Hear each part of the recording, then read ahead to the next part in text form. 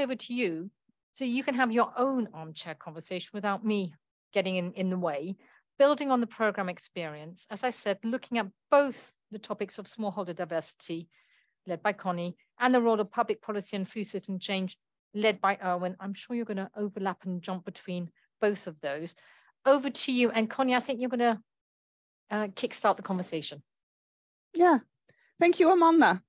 So yeah, Erwin, there we are in these armchairs. Yeah, comfortable. And a lot has been said already this morning. There's a lot in the synthesis reports, and now these additional words from Ken and Amanda in their last conversation. How are we going to add to that, or trying to focus on that diversity and the public policy? And maybe you can start by just kicking off a conversation about smallholder diversity, and then I will try to chip in. Oh, that's an easy one, playing it back. Yeah. Yeah, no, let me then try to synthesize the synthesis that Ellen and Daniela did so nicely out of that bunch of work.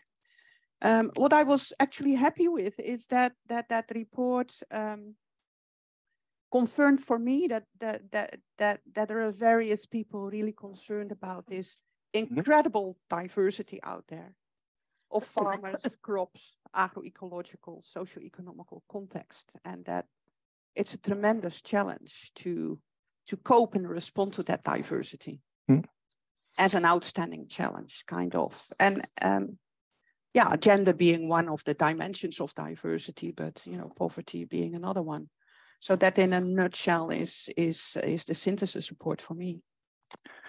I wonder, and at this point it's an open question, but I wonder to what extent the whole issue of smallholder diversity, though, is a little bit overblown, in the sense that we are focusing a lot of time and effort and attention on smallholder farmers, on diversity, and I believe not nearly enough attention to markets, which is really, I think, a key consideration for determining the outcomes of the food system. So we know that input markets for many smallholders are imperfect. They fail, transport costs, asymmetric information, all sorts of stuff going on that we know about. Output markets fail along many dimensions. Ken already mentioned that there is no price for environmental services that are being produced. So these markets are very imperfect. And I believe that fixing those markets should be prioritized over all sorts of supply side programs that focus on smallholders. I mean, whether it's about technology transfer or whether it's about extension programs, all that focus on the farm to some extent is fine, but we should pay more attention to the context within which these farms operate, I think. Let me check whether I got you right. Please. Are you now saying that the diversity is not so diverse or large, that we're kind of overdoing it in that sense? Or are you saying we are paying too much attention to the diversity? I think there is a lot of diversity along all the dimensions that you mentioned, and maybe even a few more. Yeah. But ultimately, when it comes to determining the outcomes, that diversity may be not as important as some other things that we are almost overlooking. That is exaggerating a little bit, of course, because we are not overlooking value chains and markets. But I think to a large extent, we could be paying much more attention to that. And then when you take a closer look to the producers themselves and the diversity that is there, and Ken already mentioned the poorest of the poor that are hanging in there, really we also, I think we do not talk enough or discuss enough about what is the future for these people in farming and whether we should be trying. That's where I wanted to come back to you. Please. Because you're an economist, so obviously you're going to talk about markets. Yeah. But, when I have in my mind that diversity of farmers that you have in communities that go from very poor to less poor and some even a little bit better off, then I would say for the poorest of the poor, the markets are actually just failing, fucking them up. They're always at a disadvantage of market prices, market relations, power relations in these markets. So when I come to talk about the fraction of farmers that I really care about and which are so difficult to serve and support, then markets hardly appear on my radar, because the markets are for those who have something to market and who have an income to gain. But on the other hand, if let's say if we're brave enough to look 20 years into the future or 30 years into the future, what sort of role will there be for the type of smallholders that we're now talking about, right? If we are going to talk about radical food system transformation, if we're talking about the SDG, then I think for quite a large number of these farmers, there really is hardly a future in the countryside. I mean, this raises another big question: where is the future? What should we be doing to accommodate the labor flows? What should we do to absorb the labor that is freed up? But I think to some extent, those are the true challenges for the future. Structural transformation. The smallest small farmers. The smallest, right? but because when I talk about smallholder farmers and you say, yeah, you're in that corner of the smallholder farmers. Yeah, that's 90% of the farmers in the South, right? Right. But within that group of smallholder farmers, I think you can differentiate between the ones that are actually doing a pretty good job for themselves. I'm not even sure how much we should really support them with getting access to new technologies because they'll find their way. And there is this kind of middle group, and they can hang in and step up and fall down and all that kind of things. That's where I think we can really do a job with our research on technology development. We can, but should we? But that lower part who has non-viable farms because they're just too small, because the agroecological conditions are too marginal and will become even worse. That's the fraction where, yeah, I share your concern. I mean, how can we respond to their needs? And I think that, for example, in the CGIAR, claiming that we can also work for them, that's where I feel very uncomfortable. So there is that underlayer. Indeed, I think that should be helped and assisted towards something else. There should be safety nets. There should be all sorts of other stuff that I think extend a little bit beyond the, let's say, the focus on the farm and the smallholder farm. But even that layer above that you say that's sort of hanging in there and unsure what to do. It's to me, it's an open question whether we should allocate all these resources and all that effort and attention towards keeping these people in farming, knowing that on average in many parts of Africa, farm sizes are getting smaller and smaller. And with the population growth projections that we see, there's going to be even more fragmentation. The opposite path of consolidation seems to be making much more sense. But again, that brings us back to the issue, what are we going to do with all the labor that is being freed up? And in other parts of the world, in Europe and later in Asia, we've seen structural transformation processes where this labor moved from rural areas to urban areas to industry, manufacturing. I don't think that is going to happen in Africa, frankly, right? Because I don't see how currently and also in the near future, African industry is going to be competitive vis-a-vis Asian industry and manufacturing. In my Chinese shoe factory in Kisiwuna, right? Labor costs in Africa are just too high in relation to the productivity of the industry that we have seen there. So competition is super tough. So an industry-based structural adjustment path, which is essentially the main path that we are used to thinking about, is probably no longer adequate. We need to think about out-of-the-box radical transformation. What sort of alternative structural transformation paths are there? Maybe we should jump manufacturing, go straight to services. Maybe there should be an agro-based processing industry that we should talk about how to, I say we in the broader sense of the world, not just you and I, of course, how to support that and facilitate that. But I think those are the real big issues. And when I said earlier on, maybe we spend too much time looking at the farm and how that farm compares to the neighboring farm. Maybe we should zoom out and look at the bigger pictures of policy, because the future of agricultural farming in of African farming, I think to a large extent will be determined not in the countryside.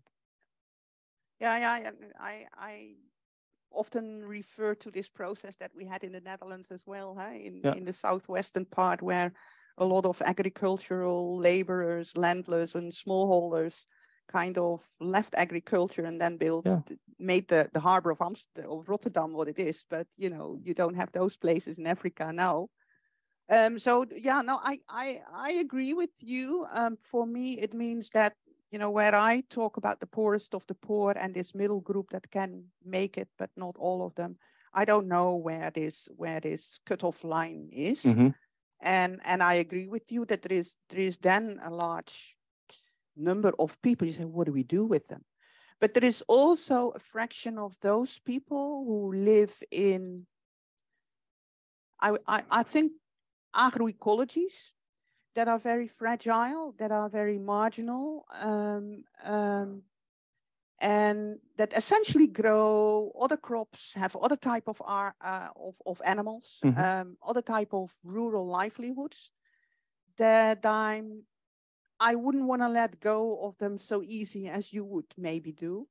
I would like to much more think in terms of what can we do when we work on fonio or on bambara nuts, on all these crops Mm-hmm. that I'm nodding, but I don't know what fonio is, frankly. No. So there is already and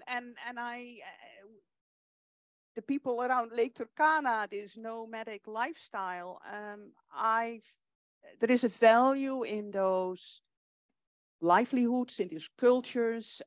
They use their environment in a particular way. And that's not something that I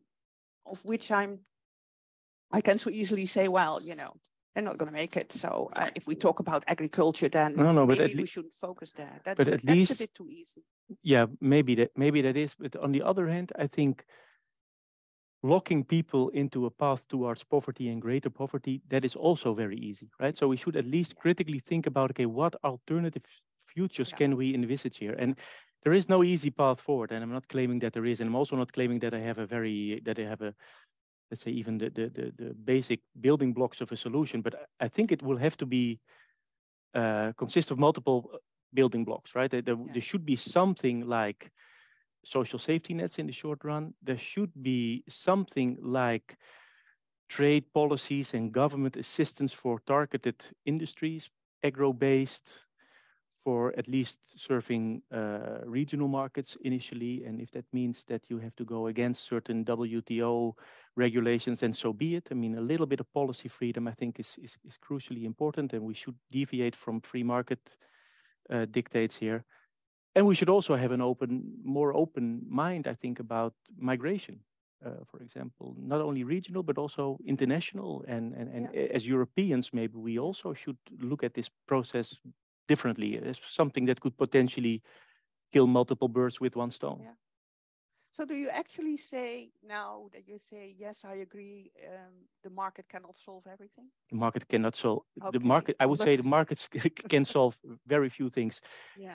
And certainly when left to their own devices in the African countryside, the markets are not going to do much good because they are just so badly developed. I mean, the transaction costs are so high that farmers do not have access to inputs. They do not have access to insurance. They don't know how much they can sell at the end of the day. And given, so we need public interference in order to develop these markets. Is this now, in your perception, the radical change that Ken was referring to and that I read in these synthesis reports, transformation, radical well, change? When I read the synthesis reports this weekend, there was a reference to radical change somewhere in the context of, what was it again? Increasing transparency in Ugandan seed markets, right? About booking.com sort of solution to make better visible to farmers what are the honest and the good seed dealers. I think that is wonderful, and I think that should be part of any solution. I see that as an approach towards reducing transaction costs. I don't think this is a radical system change at all, right? All of this just fits within the paradigm. And I think that we shouldn't talk about transformation when we talk about these types of fixes, which we study and which I think are useful. A much more radical idea that Ken just mentioned, I guess, has to do with environmental issues that are currently unpriced. This is clearly another domain where markets fail. We are working with a Dutch bank in East Africa where we are paying, I say we, of course, it's not us, but we're brokering deals where farmers are paid for the carbon that they fix on their land. So European industry, they pay for carbon credits, giving them the right to emit more. And then this unleashes a flow of funding to individual farmers who just pay, I don't know, $15 per ton of carbon, which at the end of the day for the farmers in our sample translates into $60 per year per farm, which is not a lot, but it's also not nothing. No, and in response to the incentive, people start to grow trees. There's more birds. Hopefully it will contribute to soil conservation. That sounds like that's more radical. It makes me jealous of what you're involved in, because I'm only involved in seeds. While I know those seeds are actually not going to solve the problem for the poorest of the poor, you know, that's what I'm. Trees are also not going to solve the problems of the poor. I'm afraid. No. But what should we do to transform seed systems then in the context of food systems? You've studied for these things, like how to.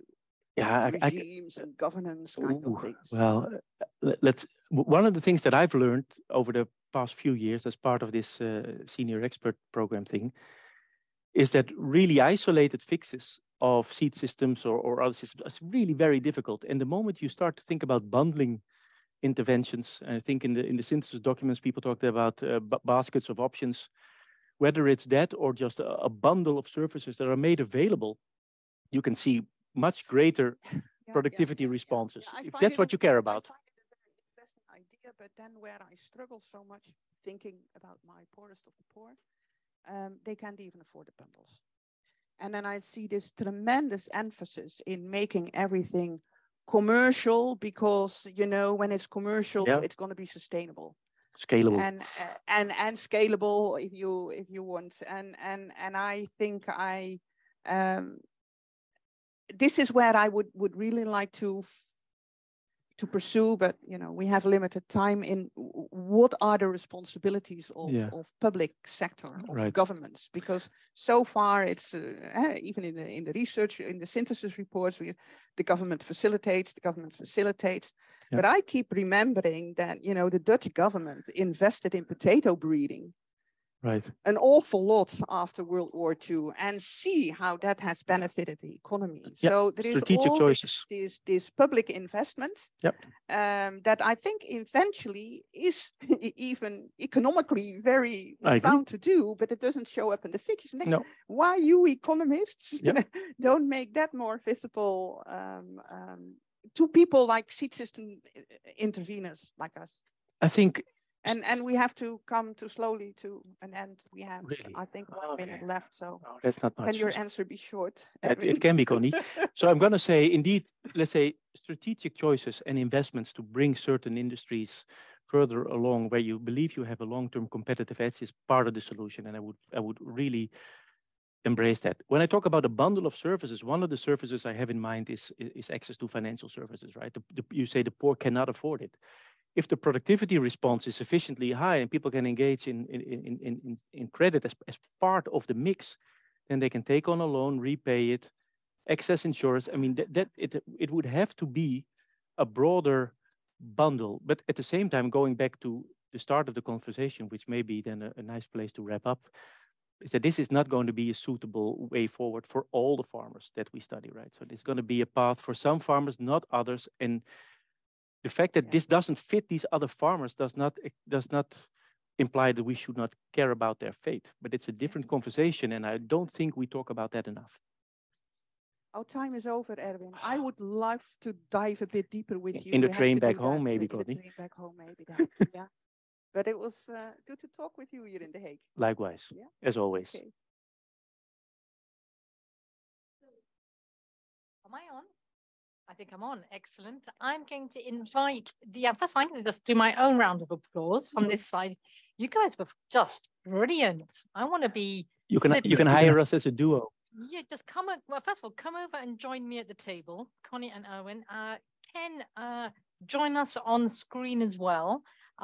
Sarah, please listen in. I know I can see that you are listening in. We are missing you, but at least benefit from this as much as you can. First of all, what a great discussion. We've only just started. Well, I can see, you should see, I've got like notes here and I don't know even where to start. But this is where we have put aside a little bit of time if there are questions that are going to come in from the audience, because I'm sure there are. I just have multiple questions. My suggestion, I'm going to put Ken right on the spot. Ken, do you have, I knew you'd love this. Ken, do you have a question for this double act that I have on either side of me right now? I've just been reading through the questions on the chat. I'd like to pick up one from Mona Damankar from KIT, because it's one that goes through my mind very often as well. So she's saying, if farming has become increasingly unviable commercially, is moving out of farming an option for the smallest of the smallholders? And I think this is something that Erwin was driving at. And I think it's, if there's one thing, if you like, looking at the smallholder situation in Africa that keeps me awake at night, it's what are the alternatives, Exactly. in terms of employment, and the fact that you need, if you like, development in the economy to create jobs, to draw people out of agriculture, and we still have this demographic bulge, which is heading, so that's not going to release land pressure. And when it comes back to my own work, and some of that's very also similar to Connie's, if you like, dealing with crops like beans, Phaseolus beans, very important food crops, still being able to provide a disease-resistant variety, which could give people a boost of doubling their production on a small area, would actually give them a couple of months extra food security a year. Now that's valuable, that's valid. It's not making them wealthy, it's not lifting them out of poverty, but it's also part of the puzzle. So I think we shouldn't, and I think that goes back to Connie's comment on fonio, and Bambara groundnut, some of these other food crops which aren't really commercialized. That research is valuable too. So I mean, in a sense, it means to me then this whole broader palette of research, it all contributes in different ways. But I do find myself really seeking for what are these bigger solutions which are really going to release, greater potential, because I think that's a fundamental question, and that Erwin's comments were driving at. Go ahead, Erwin. I don't disagree with Ken, of course. I never Sometimes. do, but sometimes. So I guess one way to interpret my comments about this is really about the balance. So I wouldn't argue that there is no value in increasing the productivity of smallholder farming. I think it has great value.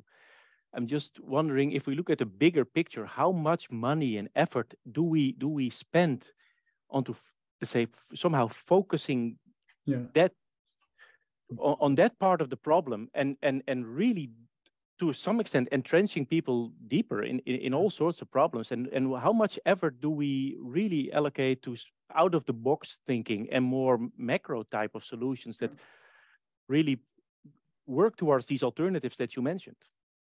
I think that balance is off. That would be my point. I'm just going to come in with a couple of questions that have come up here as well, which talk to both. One is talking about this, the smallholder farmer diversity questions. All three of you started talking to it. What alternatives can we actually envisage for those smallholder farmers who have no future in farming? Are there real alternatives? And I think quite related to that, a great question is, do governments in the global south have the capacity to absorb those moving out of farming? And whose responsibility is it to create their future? Is this about the public sector and back into, is this the public sector government role, or is it others? And first, I love this conversation, because don't forget, this conversation is based, has been nourished, catalyzed by a program of research, but only one program of research which actually goes beyond, I guess, to the research that's being done beyond this particular program. So we're really elevating the conversation just in the way that I think the program intending to do. So back, so those questions which I think are quite related, who decides whose future? Do we have alternatives? What role does the public sector have to play? They're quite related. Conny, do you want to try any part of that? Yeah, I want to try, and then I give over to Erwin, because it's more his field of study than I'm not. I'm only a seed person. I'm not an economist. So this is also a question that is constantly on my mind. And, my suggestion was a Chinese shoe factory, but labor is already too expensive in Africa. So that's also not going to be it. But I think personally that is a tremendous responsibility of the public sector, of the governments of countries, but not only of countries in the South. And that's where our climate change and responsibility for migration come in. Edwin, you talked about this on the train to me, so here's your audience.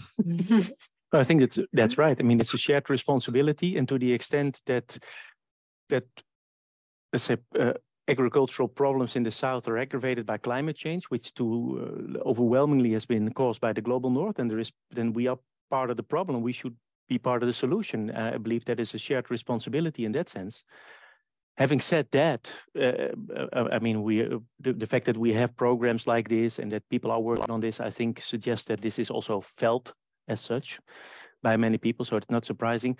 I think going to the more tricky part, which is what can we do to generate alternative employment if we cannot start shoe factories or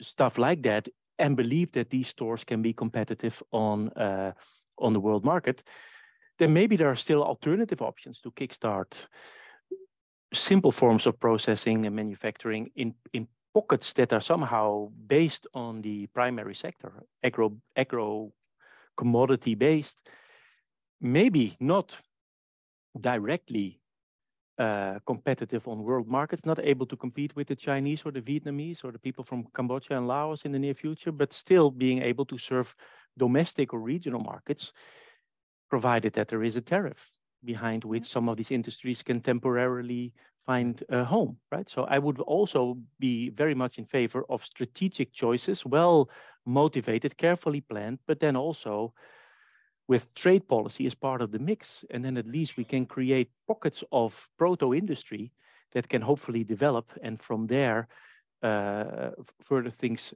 might happen. I would also like to think, but I'm not sure to what extent that is realistic. I would also like to think that the global South should be empowered and assisted to add much greater value to the primary commodities that they are exporting. I think it is silly that we are exporting coffee beans and cocoa beans from parts of the world and then add value in Europe and then ship some of that stuff back. I mean, this is. There are pockets of opportunities where value could be created. It could yield taxable income for the government. It could create employment. I think we should start with the low-hanging fruit, even if that is not necessarily in our own short-term interest, because we have industries currently occupying that niche. Ken, do you want to come in on this as well? That question about. Yeah, I mean, I think I really agree with Erwin on this one, which is nice, of course. I think a good example for me is at the moment, one of the real advents of this sort of growing middle class in Africa is a big demand for poultry and for aquaculture, which creates a big demand for animal feed. Most of that's met currently with imports of processed cake from Argentina, and that could be met by local production plus feed conversion in the country to meet that demand. And these aren't insignificant. I mean, we're talking about volumes of something like 80 to 100,000 tons per country. And of course, then that soybean, nitrogen-fixing legume, diversifies your system, boosts your production of other crops in the system. So it has also real benefits at the smallholder level.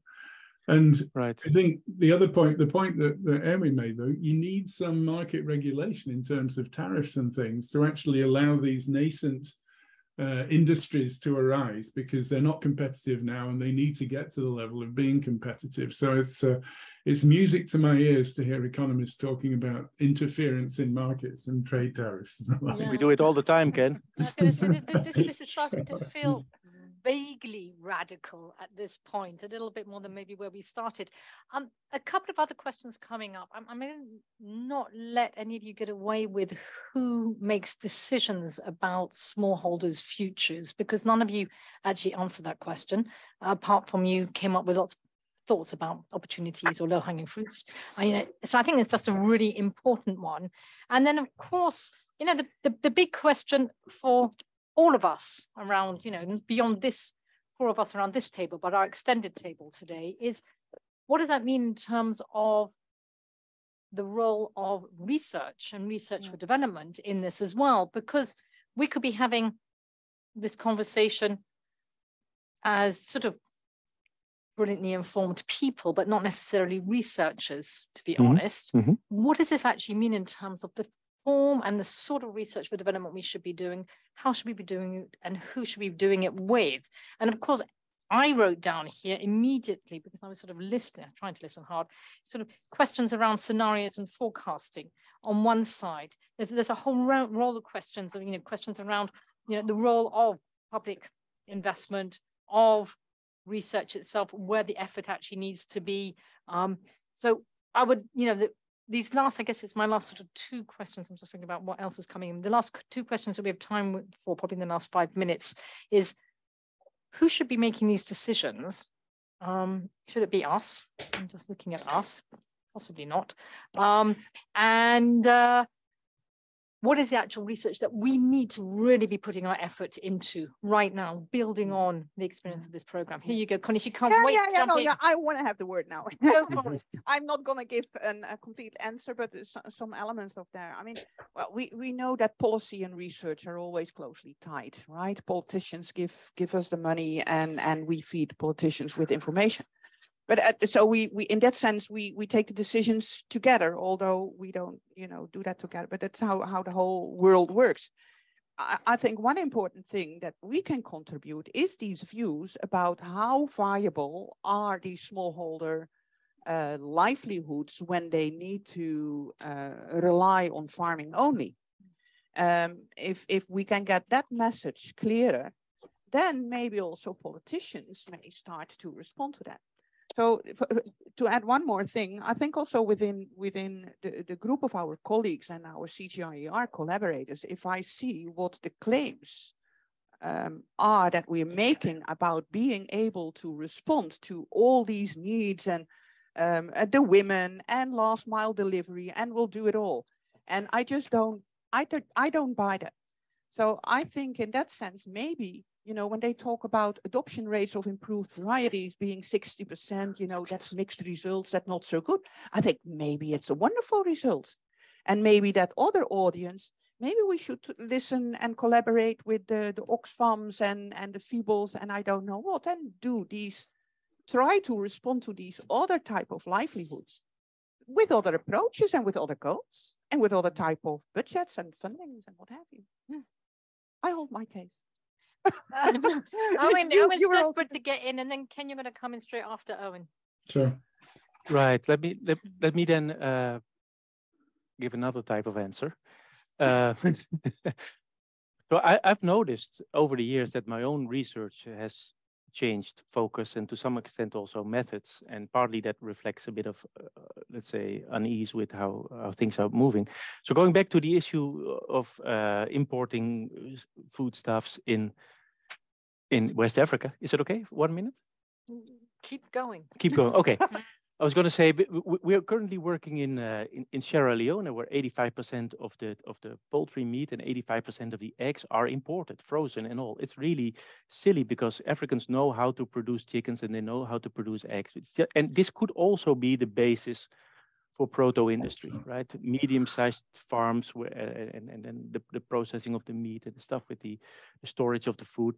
It's really interesting if you start to ask, why don't we observe this? Why do people import meat and chickens from the other end of the world? Now, there's two parts to the answer. One of them is that really the food is awfully cheap, right? It's essentially leftovers to some extent from whatever we're producing. The parts that we don't value, we can ship at super low cost to West Africa.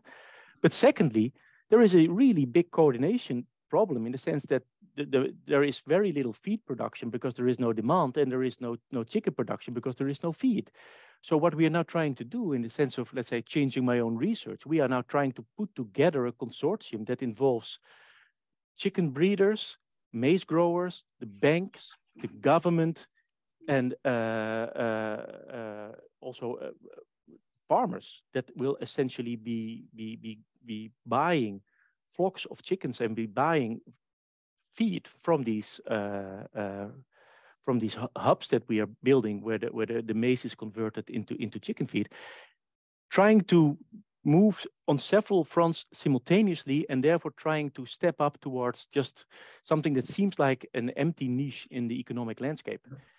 And it would help a lot if our domestic Sierra Leonean poultry industry would receive a little bit of support from the government in the forms of tariffs against imported chickens and frozen eggs.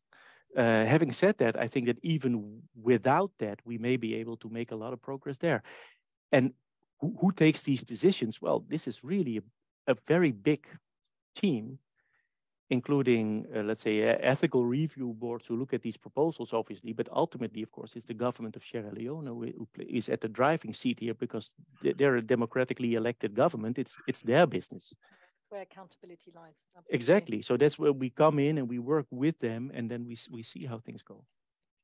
Ken? Yeah, I mean, Erwin said it. I mean, I think the agenda shouldn't be set by large international foundations.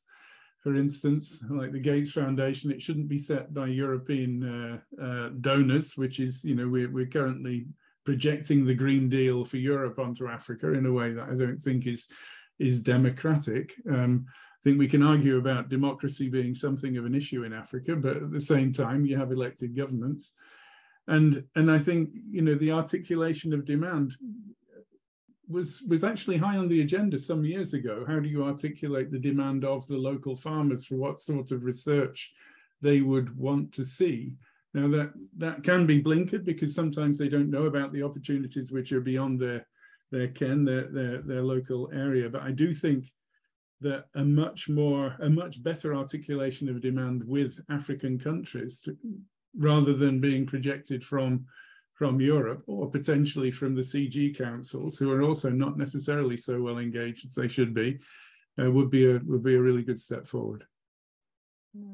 Well, I mean, Ken, Conny, I mean, thank you so much also for your critique, for your challenge to each other, I think to all of us, and also I think for just pulling together much of what has been coming through in the synthesis papers. So first of all, I'm just going to remind everybody to go and have a look at those, because they're just a great piece of work. There's a load of questions. I'm looking at the three of you right now. Sarah, I'm sort of looking at you, but probably you don't want to know about this as well. In the Q&A, it would be great if we could help you get onto the Q&A and just see if there are any that you could respond to directly, just type in some answers. That would be fantastic. Don't go away for a second. Look, they want to run away from me already. To wrap up, I am not formally meant to be wrapping this up, so I will not, but I am going to invite Marja Spierenburg to give a short wrap up. We've asked her to come along, not only because you're a professor of anthropology at the University of Leiden, but also because you've been part of the program committee of the NL-CGIAR research program. So you've seen it evolve over time and where we are trying to land it over these 2 days. Let me hand over to you, and then I will just do the sort of put a full stop on this 90-minute session. Over to you, Marja. Well, thank you very much. Thank you for inviting me. I have indeed seen this program evolve, and also earlier work related to the Food and Business Knowledge Network. And I've greatly enjoyed the food fight, but also the ensuing discussion. And also the return at the end, Amanda, to this question of what is the role of the scientist. And before the break, we heard quite a lot of talk about the scientist, the private sector, and coming back to this issue of diversity, even though Erwin states that we pay too much attention to it. But I think we also need to be careful that we don't homogenize the researcher, the private sector. And I think the role for science, a lot is put on scientists in terms of impact. Having impact is becoming very important, but it's sort of often automatically connected to this idea of we need to work with the private sector, we need to work with the farmers, we need to work with the state. And what I really liked was in this discussion also that maybe it isn't about this, what Conny also said, it isn't a one-size-fits-all solution, that in some cases maybe we need to work more with civil society. depending on the group of people that we deal with. And I think also Erwin has alerted us to diversity within the private sector and sort of looked at, what are the aims, how, the big businesses and their shareholders versus smaller companies that may have different motivations to engage in these collaborations. And I think as researchers, we need to ask the awkward questions. We need to ask, are these the right partners? And what are their motivations for participating? And the synthesis paper on public-private partnerships does address this question quite a bit, because it is a daunting future. And we've seen with COVID that some of the inequalities have further increased. And there is this issue of, what is the future for, the really poor smallholder farmers, given that, some of the options that we had in the global north may not apply. So how do we deal with people who are threatened to become surplus people? And I think here we also need to look at the responsibilities of the states, but also international responsibilities. We've seen in the discussion the references to the fact that what happens in the global south is very much a result of policy decisions in the north. And as Ken rightfully said, can we copy our solutions without addressing also the impact that we have on the situation of smallholders there? And I think when we talk about the solutions, this idea of sort of separating the real farmer from the real worker is that's sort of an ideal vision, but does it work when in the global south a lot of these possibilities that for absorbing a labor from agriculture are not possible? And we find that actually also in the north, farmers are more and more diversifying sources of income. The cost for the environments, I don't think it's just about pricing environmental services, ecosystem services, but I think it's also about taking into account the damage of certain practices in prices, which then would prevent probably, the possibilities of dumping very cheap products in the global south. I only have 2 minutes. I have lots to think about because these were very rich discussions. I do want to also make a plea for thinking in a more diverse way about the researcher, and the discussion between Conny and Erwin already suggested that there is a need to combine insights on technology, technological innovation with indeed economics, but also my own discipline, anthropology. How do societies organize themselves? How are they impacted by these transnational connections? And how can we then look for solutions that are more appropriate locally and do address this issue of inequality? Because that is, in addition to food security, one of the most pressing issues in the world that we need to address. Thank you. A great note to end on the question of equality and social justice, which I think we've touched on, but maybe haven't touched on enough during the day-to-day. So a really good reminder that this is something that we really need to keep our eye on as well.